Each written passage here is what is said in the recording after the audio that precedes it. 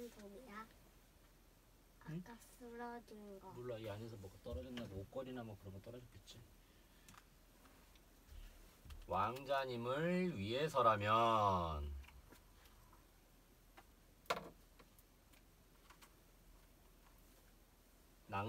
낙랑국의 궁궐 마당에 한 남자가 끌려왔어. 너는 누구인데 국경을 넘어왔느냐? 저는 고구려의 왕자 호동입니다. 사냥을 나왔다가 길을 잃고 다리를 다쳐 군사들에게 잡혀왔습니다. 아빠, 근데 그거 말고 남자 목도리를 해줘. 다리만 나으면 고구려로 바로 돌아가겠습니다. 허허, 잡혀왔으면서도 아주 당당하구먼. 낙랑왕은 호동왕자의 늠름한 모습이 마음에 들어 낙랑에서 편히 쉬다 가도록 해주었어. 그때 마침 낙랑공주가 나타났어. 못 보던 사람인데 참 잘생겼네. 누구인지 정말 아름답구나. 낙랑공주와 호동왕자는 첫눈에 반하고 말았어. 낙랑국에 머무는 동안 호동왕자는 낙랑공주와 매우 좋아하는 사이가 되었어. 나중에 혼인을 하기로 약속도 했지. 소문에는 낙랑국에 둘도 없는 보물이 있다던데 공주만한 보물이 없는 것 같군요. 호동왕자의 말에 낙랑공주가 웃으며 말했어. 그런가요? 하지만 우리 낙랑에는 정말 귀한 보물이 있답니다. 바로 저 자명고예요. 적이 다가오면 저절로 둥둥둥 울리지요. 호동왕자는 다리가 다 나아 고구려로 돌아왔어. 아버지인 대무신왕에게 인사를 여쭙고 낙랑에서 보고 들은 일을 자세히 전했지. 낙랑공주와 혼인을 하고 싶다는 이야기도 했어. 그런데 대무신왕이 심각한 표정으로 이야기를 했지. 이제 곧 낙랑과 전쟁을 할 것이다. 깜짝 놀란 호동왕자는 전쟁을 막아보려고 자명고 이야기를 했어. 대무신왕은 뒷짐을 지고 생각에 잠겼지. 얼마 뒤 커다란 두꺼비 한 마리가 뒤뚱뒤뚱 들어와 말했어.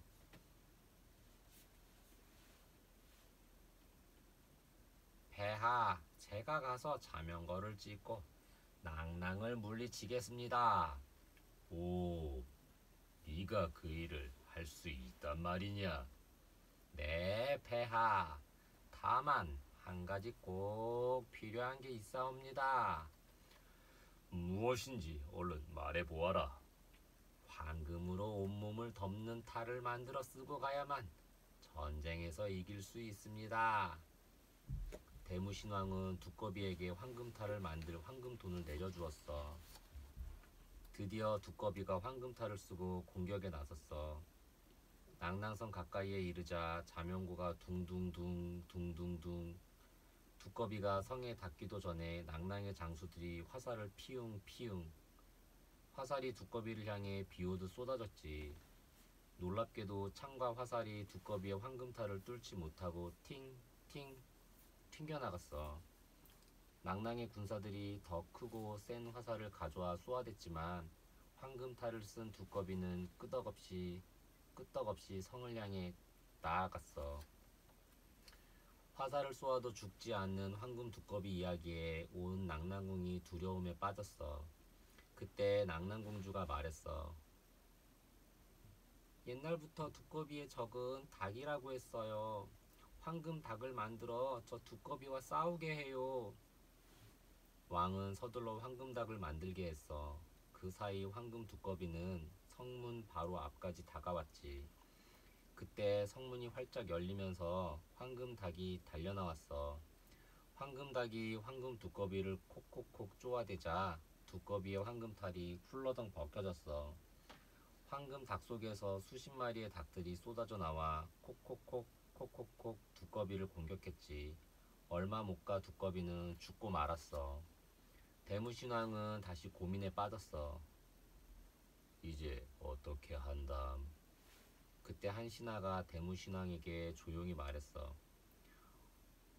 호동왕자님과 낭랑공주는 서로 좋아하는 사이니까 낭랑공주에게 호동왕자님을 위해. 옳거니, 바로 그거야. 당장 호동왕자를 불러라. 대무신왕은 호동왕자에게 말했어. 낭랑공주와 혼인을 해도 좋다. 단 공주가 자명고를 찍고 와야만 한다.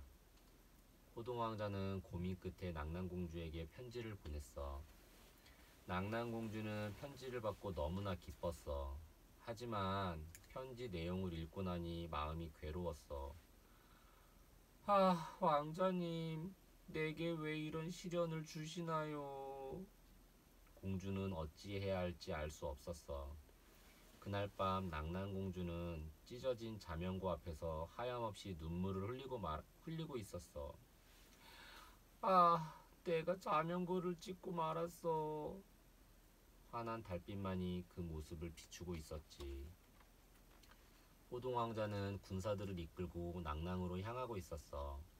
고구려는 오랫동안 낭랑을 차지하려고 애써왔어. 그리고 마침내 때가 된 거야. 공주, 내가 비록 낭랑을 치러 가지만 낭랑성을 점령하고 나면 반드시 공주와 혼인할 것이오.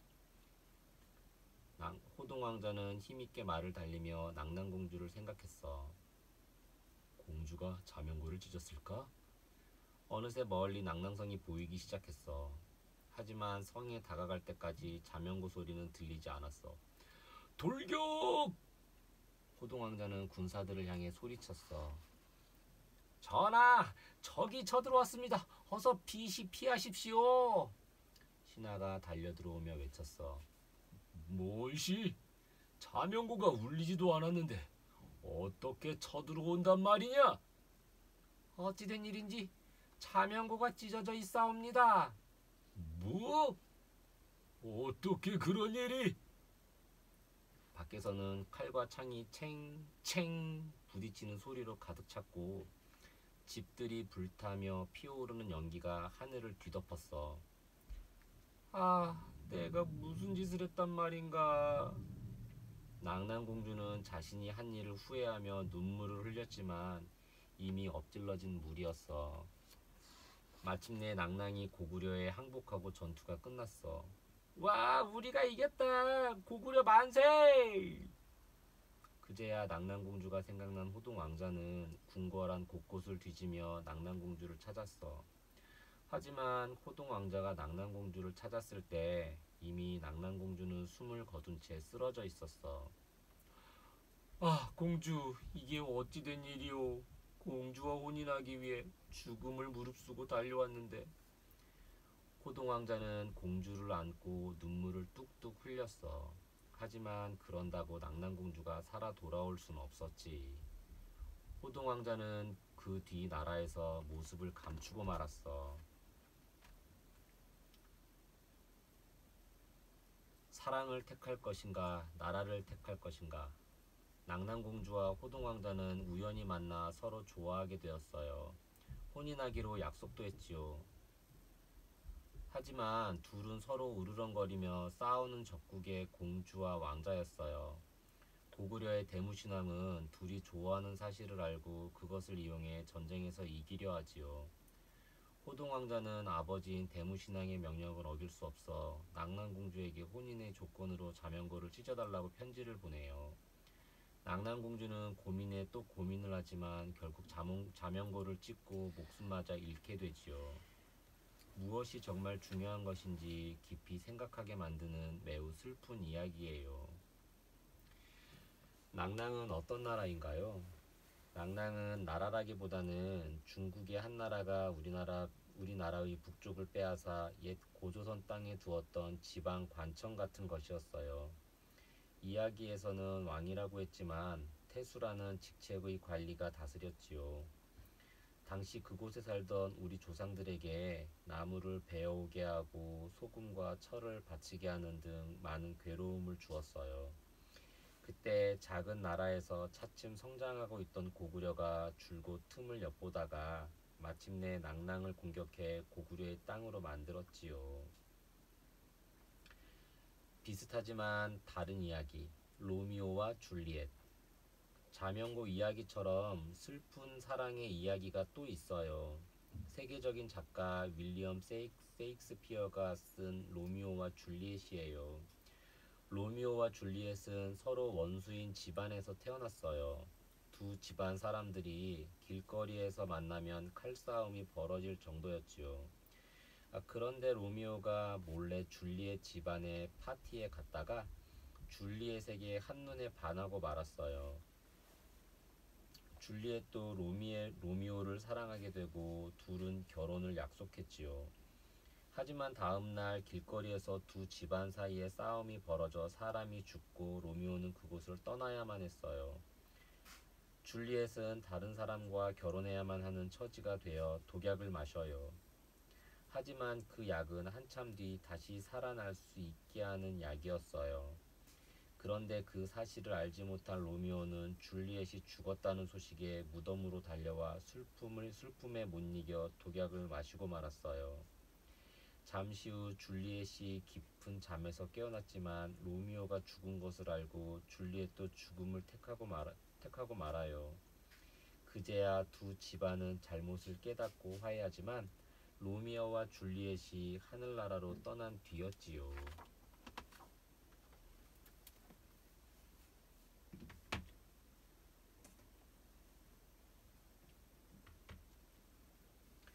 앤 공주의 신나는 하루.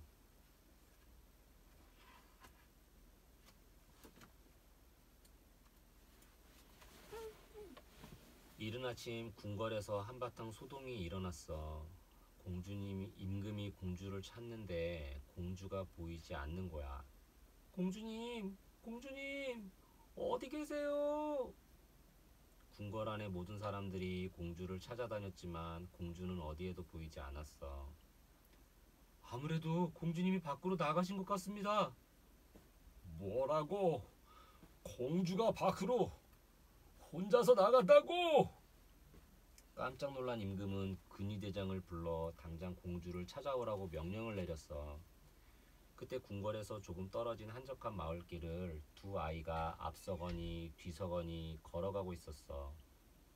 너 아까부터 왜 자꾸 나를 따라오니? 너 따라가는 거 아닌데?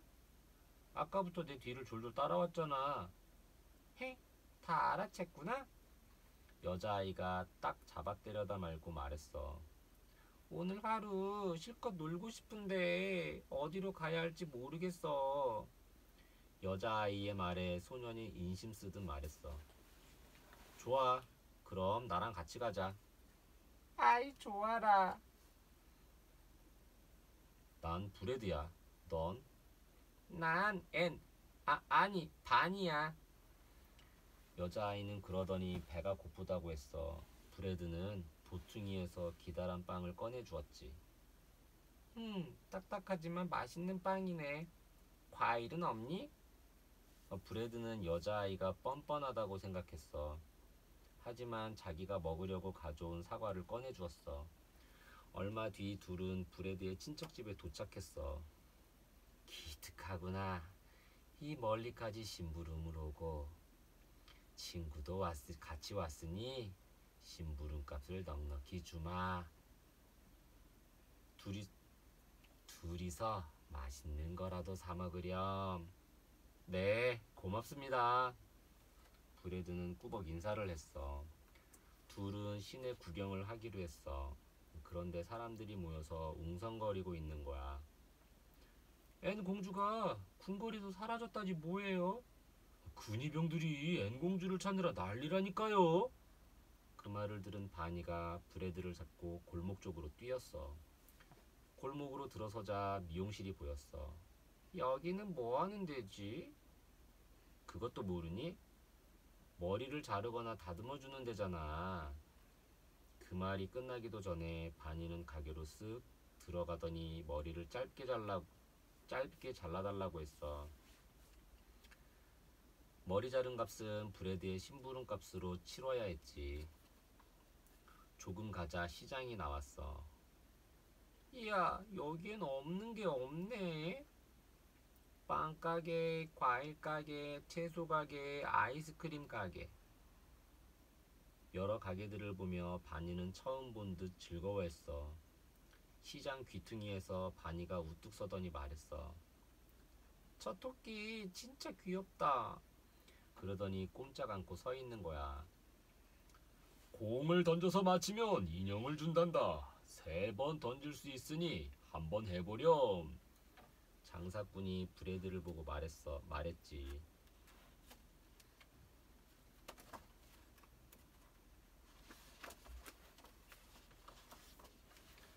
브레드는 돈을 내고 공을 집어들었어. 그러더니 그러고는 휙. 토끼를 향해 힘껏 공을 던졌지만 보기 좋게 빗나갔어. 또 한 번 휙. 아이, 또 안 맞았네. 바니가 발을 동동 굴렀어. 마지막으로 휙. 이번에도 공은 빗나가 버렸어. 채, 너 던지기는 잘 못하는구나. 바니가 뾰루퉁해서 입을 내밀었어. 자, 못 맞힌 사람에게 주는 선물이다. 장사꾼 아저씨는 예쁜 머리띠만 하나 주었어. 맞은편에서 근위병들이 다가오자 바니는 브레드를 끌고 재빨리 성문 뒤에 숨었어. 브레드는 바니에게 소근거리며 물었어. 그런데 우리 왜 숨는 거야? 그것도 몰라? 근위병들에게 쫓기는 도망자 놀이를 하는 거야. 그러니까 절대 들키면 안 돼. 알았지? 알았어. 그럼 우리 절대 들키지 말자. 그때 멀리서 바니를 지켜보는 사람이 있었어. 저 아이는 꼭 앤 공주님처럼 생겼는데.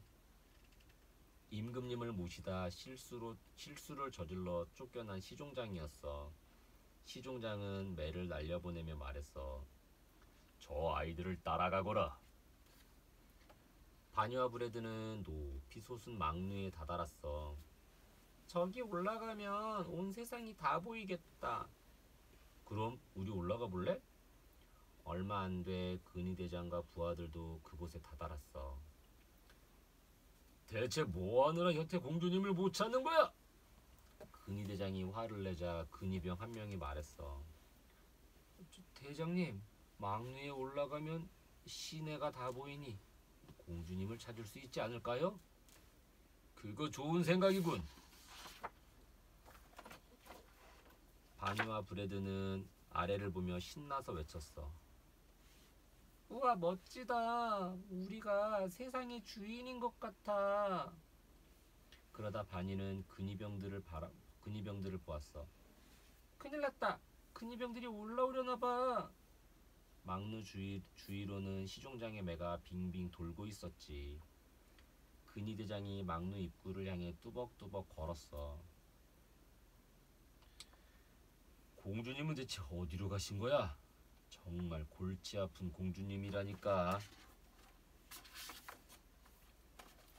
조금 뒤 근위병들이 망루 꼭대기에 이르렀어. 아니, 공주님, 여기에 계셨군요. 근위병들이 우당탕탕 뛰어 올라와 무릎을 꿇었어. 그러자 바니가 아닌 브레드가 뒤를 돌아보았어. 공주님이라니요? 저는 브레드인데. 바니는 이미 브레드와 옷을 바꿔 입고 망루 아래로 몰래 내려가 숲으로 달려가고 있었지. 브레드하고는 나중에 숲에서 만나기로 약속을 하고 말이야. 얼마 뒤 약속한 곳으로 간 브레드는 근위병들처럼 바니 앞에 무릎을 꿇었어. 앤 공주님이셨군요. 몰라 뵈어 죄송합니다. 브레드, 이러지 마. 지금의 난 공주가 아니라 네 친구 바니야. 네 덕분에 정말 행복하고 즐거웠어. 둘이 다시 옷을 바꾸어 입고 막 숲을 빠져나오려 할 때 매를 이용해 공주를 뒤쫓아온 시종장과 연락을 받은 근위병들이 마차와 함께 도착했어. 앤 공주는 아쉬운 얼굴로 마차에 올라야 했어. 그로부터 한참이 지난 어느 날 브레드는 궁궐에서 온 편지를 받았어. 앤 공주의 생일 파티 초대장이었어. 브레드는 기뻐서 폴짝폴짝 뛰었지. 마침내 앤 공주의 생일날 브레드는 가장 좋은 옷을 골라 입고 궁궐로 갔어. 하지만 궁궐에선 누구보다 초라해 보였지. 사람들이 흘끗거리며 쳐다보고 아이들은 촌뜨기라고 흉보며 쫓아내려 했어. 브레드는 왠지 슬퍼져 구석에 서 있었어. 그때 임금과 왕비의 손을 잡은 앤 공주가 나타났어. 사람들이 앞다퉈 공주에게 축하 인사를 건넸어. 하지만 앤 공주는 계속 두리번거리기만 했지. 그리고 마침내 브레드를 찾아냈어. 브레드, 와줘서 고마워. 앤 공주가 활짝 웃으며 손을 내밀었어. 공주님, 생일 축하드립니다. 브레드가 인사를 하며 선물을 내밀었어. 우와, 내가 갖고 싶어 했던 토끼 인형이잖아. 고마워, 브레드. 넌 정말 좋은 친구야. 궁궐 안의 사람들이 모두 브레드를 부러운 듯 쳐다보았어. 브레드는 세상을 다 가진 듯 행복했지. 앤 공주와 신분을 넘어선 우정. 궁궐에서 늘 똑같은 생활만 하던 앤 공주는 어느 날 몰래 궁궐을 빠져나와 멋대로 자기만의 휴일을 보내기로 했어요.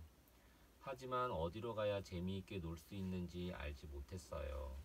그때 심부름을 가던 평범한 소년 브레드를 만나 흥미진진하고 신나는 하루를 보냈어요. 공주를 찾으러 나온 근위병들에게 쫓기다 결국 궁궐로 돌아가게 되지만 앤 공주는 즐거운 하루를 함께한 브레드를 잊지 않았지요.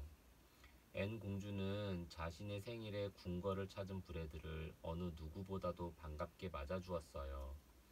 신분은 달라도 둘의 우정은 변하지 않았던 거죠. 우리나라의 휴일은 어떻게 정해졌을까요? 우리나라의 휴일은 1949년에 대통령령으로 처음 정해졌어요.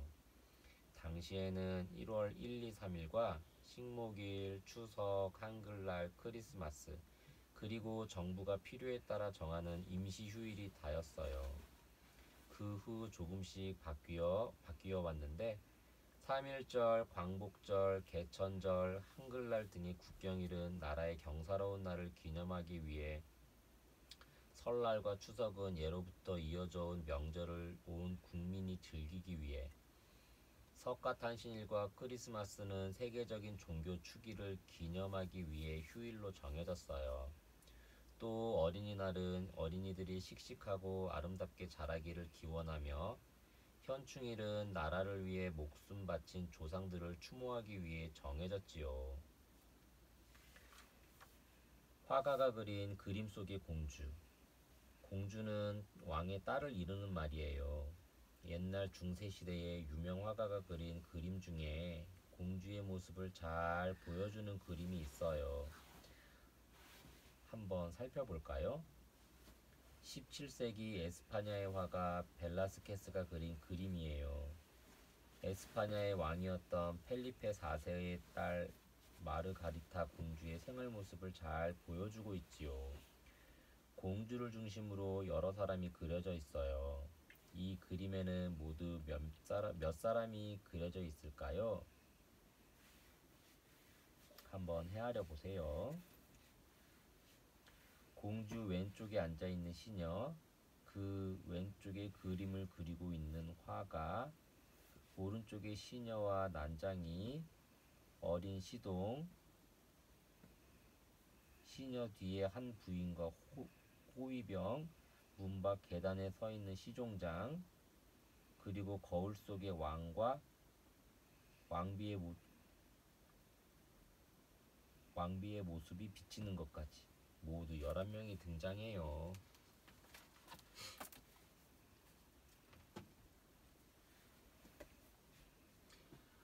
온달님은 바보가 아니야.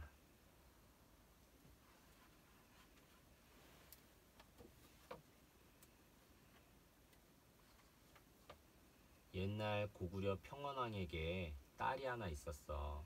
눈에 넣어도 안 아플 만큼 귀엽고 예뻤지. 딱 한 가지 흠이 있다면 고집을 피우고 운다는 거야. 어휴 머리야. 저 저 울음을 그치게 할 방법이 없느냐? 그때 한 신하가 말했어. 궁 밖에서는 여자아이들이 울 때 바보 온달에게 시집 보낸다고 하면 울음을 뚝 그친답니다. 그렇게 해보면 어떨까요? 그래서 그 방법을 써보았더니 공주가 울음을 딱 그치네. 그때부터 임금님은 공주가 울기만 하면 말했어. 자꾸 울면 바보 온달한테 시집 보낸다. 세월이 흘러 공주가 결혼할 나이가 되었어. 임금님은 부자인 귀족에게 공주를 시집 보내려 했지.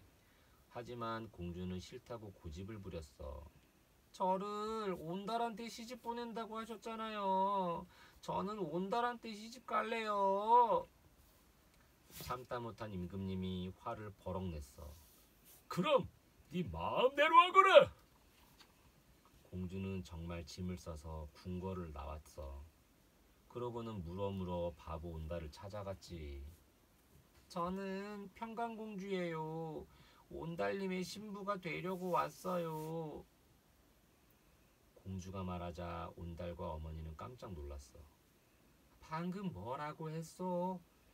우리 온달이의 색시가 되겠다고? 와, 예쁘다 예뻐. 그만하면 내 색시감으로 합격. 그날부터 평강공주는 온달의 집에서 살게 되었어. 공주는 궁에서 가져온 보석들을 내놓으며 말했어. 이것들을 팔아서 온달님을 뒷바라지하겠어요. 온달님은 열심히 공부하고 무술을 익히세요. 에이, 난 공부도 싫고 무술도 싫어. 그때 온달의 어머니가 버럭 소리를 질렀어. 그게 무슨 소리냐? 당장 내일부터 색시 말대로 하거라. 안 그러면 이 어미가 혼내줄 테다. 온달은 효자여서 어머니의 말을 따르기로 했어. 공주는 온달에게 말을 사오라고 했어. 꼭 궁궐에서 내다 파는 말을 사야 해요. 장터에 가니 마침 궁궐에서 나온 말이 있지 뭐야. 온달은 얼른 그 말을 샀지. 그랬더니 사람들이 웃었어. 하하, 바보 온달이 병든 말을 사가네. 하지만 공주는 달랐어. 좋은 말을 사오셨네요. 이제 들어가서 공부하세요. 온달은 공부가 하기 싫어 빈둥빈둥. 훈장님이 머리를 절레절레 흔들었지. 그러던 어느 날 온달이 말했어. 공주의 끈기에 졌어요. 이제 열심히 공부할게요. 공주가 병든 말을 잘 먹이고 보살폈더니 번개처럼 빠르고 날쌘 말이 되었어. 이야, 신난다. 온달이 말을 타고 달리면 꼬꼬댁 꽥꽥 깨. 동물들이 이리저리 피하고 난리가 났어. 우리 닭장 망가진 거 어떡할 거야? 마을 사람들이 온달에게 손가락질하며 화를 냈어. 공주는 그때마다 마을 사람들을 달래야 했어. 안 되겠어요. 깊은 산으로 들어가 무예가 뛰어난 도사님에게 무술을 배우세요. 온달은 공주의 말대로 깊은 산에 들어가 무술을 배웠어. 야, 우와, 이엽! 골짜기에 온달의 목소리가 우렁차게 울려 퍼졌어. 온달은 하루도 쉬지 않고 무예를 갈고 닦았어. 산 짐승들조차 온달을 보면 벌벌 떨 정도가 되었지. 어느 날 도사님이 온달에게 말했어. 내가 가르칠 것은 이제 다 가르쳤구나. 가서 나라를 위해 큰 일을 하거라. 온달이 집으로 돌아온 지 얼마 안 되었을 때 나라에서 뛰어난 장수를 뽑는 사냥대회가 열렸어. 드디어 갈고 닦은 실력을 펼칠 날이 왔군요. 공주는 온달을 위해 대회에 내보냈어. 수많은 장수들이 모여들어 실력을 뽐냈지만 그 중에 온달이 가장 뛰어났어. 온달은 눈 깜짝할 새에 호랑이 한 마리와 멧돼지 5마리를 잡아 왕과 장군들 앞에 우뚝 섰어. 이렇게 훌륭한 장수가 우리 고구려에 있었다니 내 마음이 아주 든든하구나. 장수는 이름이 무엇인가? 저는 온달이라고 하옵니다. 평원왕은 그 말에 화들짝 놀랐어. 뭐? 네가 온달이라고? 평원왕은 평강공주가 바보 온달을 장수로 만든 이야기를 듣고 펑펑 울었어. 그러곤 신하들을 시켜 평강공주를 데려오게 하고 온달은 높은 장군으로 삼았지. 온달은 외적이 쳐들어올 때마다 앞장서서 적을 무찔러 나라를 구해냈어. 그러던 어느 날 아주 큰 싸움이 벌어졌어. 수많은 군사들이 들판을 까맣게 뒤덮었지. 겁내지 마라. 우리는 이길 수 있다. 나라를 위해, 가족을 위해 목숨 걸고 싸우자. 자, 나가자. 우와! 넓고 넓은 들판이 병사들로 가득 찼어. 그 가운데 온달 장군은 누구보다 용맹했어. 그런데 어느 순간 화살이 핑 날아와 온달의 가슴에 콱. 온달은 화살을 맞고도 끝까지 싸우다 쓰러지고 말았지. 그걸 본 고구려 군사들은 더 용맹히 싸워 마침내 적을 물리쳤어. 그 후 장례를 치르기 위해 온달 장군을 마차에 실었지. 그런데 웬일일까? 아무리 밀고 끌어도 온달 장군을 실은 마차가 움직이질 않는 거야.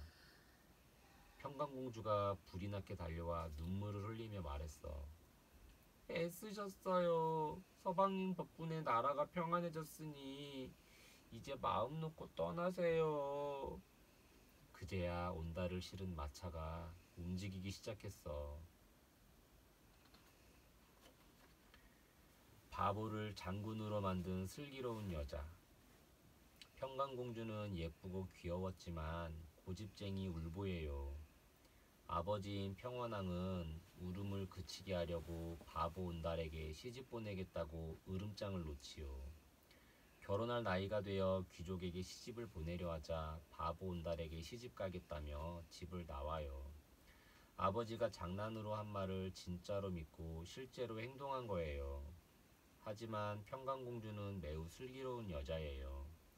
바보 온달을 뒷바라지에 똑똑하고 용맹한 장수로 만들어 나라를 위해 큰일을 하게 하지요. 여자가 세상에 나설 수 없던 시대에 남편을 통해 나라를 구한 셈이에요. 온달과 평강공주는 실제 인물인가요? 우리나라 삼국시대의 역사책인 삼국사기의 열전에 온달의 이야기가 쓰여 있어요.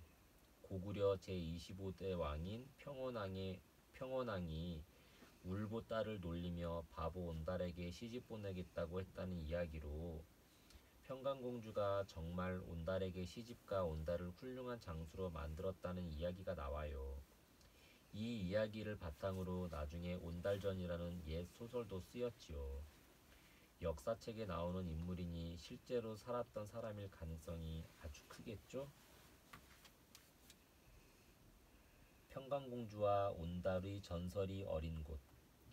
우리나라에는 평강공주와 온달의 이야기가 어린 곳들이 있어요. 충청북도의 온달산성과 서울의 아차산성은 온달이 싸우다 숨진 곳이라고 알려져 있지요. 또 북한의 평양에 있는 고구려 무덤 진필이 4호는 온달과 평강공주의 무덤으로 알려져 있어요. 온달산성. 충청북도 단양에는 온달이 쌓았다는 온달산성이 있어요. 온달은 이곳에서 부하들을 이끌고 싸우다 죽음을 맞았어요. 온달은 전쟁에 나가면서 평강공주에게 싸움에 이기지 않고는 돌아오지 않겠다고 맹세했어요. 그런데 죽음을 맞고 말았으니 집으로 갈 수가 없었지요. 그래서 온달의 관이 움직이지 않았던 거예요. 그것을 안 평강공주가 와서 어루만지며 돌아가자고 하자 그제서야 관이 움직였다는 전설이 전해오지요. 아차산성. 아차산은 서울 광진구 한산 북쪽에 있는 산이에요. 이곳에 온달이 쌓았다는 성이 남아 있어요. 삼국사기에 따르면 온달은 신라 군사와 싸우다 아단성 아래에서 죽었다고 해요. 온달이 죽은 아단성이 이곳 아차산성인지 온달산성인지는 아직 정확히 밝혀지지 않았어요.